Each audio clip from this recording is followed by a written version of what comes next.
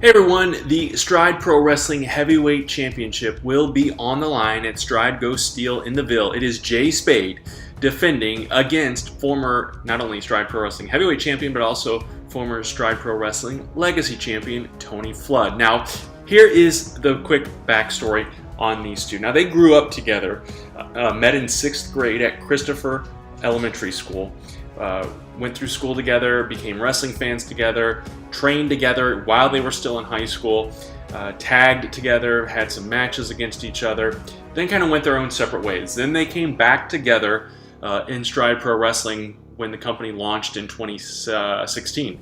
And from there, they kind of still were going their own separate paths. Spade was teaming up with Joey O'Reilly as Team Triple X. They won the Tag Team Championships. And Tony Flood, as I mentioned, became the Legacy Champion.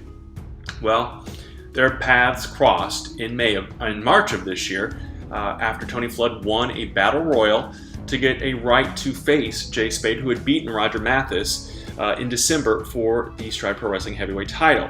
Now, that first match in Christopher, Spade retained. Then a rematch was granted, and some dirty pool was involved, a lead pipe. Long story short, Tony Flood becomes the new Stride Pro Wrestling Heavyweight Champion. Well, the two meet again in Mount Vernon in April, and Jay Spade wins the championship back after losing it for 1 week's time. So now we've gotten back to the lead pipe, a tag team match against the DR Party at the last show, put the two rivals together. They ended up getting into it toward the end after Flood clocked Spade with the pipe and pulled Dexter Roswell on top to get the pin. So now things get settled once and for all inside the steel cage. The championship is on the line. Who will win? Find out Saturday night, May 26th at Pinckneyville High School.